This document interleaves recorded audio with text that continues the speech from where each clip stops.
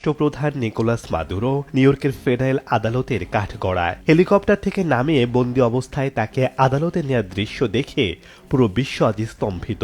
মাদুরের মতো কিম জন উনকে কি উত্তর কোরিয়া থেকে একইভাবে খাঁচায় বন্দি করার সাহস দেখাবেন ডোনাল্ড ট্রাম্প? এই প্রশ্ন বিশ্বজুড়ে ঘুরপাক খাচ্ছে। আপাত দৃষ্টিতে মনে হতে পারে যুক্তরাষ্ট্র যা চায় তাই করতে পারে, কিন্তু বাস্তবতা অনেক বেশি কঠিন। মাদুরো এবং কিমের মধ্যে বিশাল পার্থক্য রয়েছে, কারণ মাদুরোর হাতে ছিল শুধু পুরনো ট্যাঙ্ক আর বন্দুক, কিন্তু কিমের আঙুলের ডগায় রয়েছে পারমাণবিক বোমার সুইচ। উত্তর কোরিয়ার আইসিবিএম সরাসরি ওয়াশিংটন ডিসি বা লস অ্যাঞ্জেলেসে আঘাত হানতে সক্ষম। কিমকে স্পর্শ করার অর্থ হল একটি পূর্ণমাত্রার পারমাণবিক যুদ্ধকে আমন্ত্রণ জানানো, যার ঝুঁকি যুক্তরাষ্ট্র কখনোই নেবে না।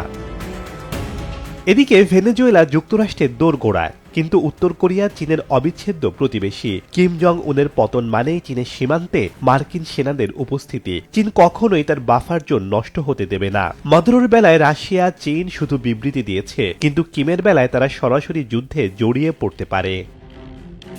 মাদুরোর প্রশাসনের ভেতরে যুক্তরাষ্ট্রের ইনফরমার বা চর ছিল, কিন্তু উত্তর কোরিয়া বিশ্বের সবচেয়ে বড় ব্ল্যাক হোল। সেখানে কোনো বিদেশি গোয়েন্দার পক্ষে তথ্য বের করা প্রায় অসম্ভব। কিম কোথায় ঘুমান, কোথায় থাকেন তা জানার কোনো উপায় নেই। এছাড়া উত্তর কোরিয়ার মাটির নিচে রয়েছে বিশাল এক বাংকার শহর। ওপর থেকে বোমা মেরে বা কমান্ডো পাঠিয়ে কিমকে ধরা প্রায় অসম্ভব এক অভিযান। তাই মাদুরোর মতো কিমকে ধরে খাঁচায় বন্দী করা অসম্ভব বলে মনে করছেন বিশ্লেষকরা।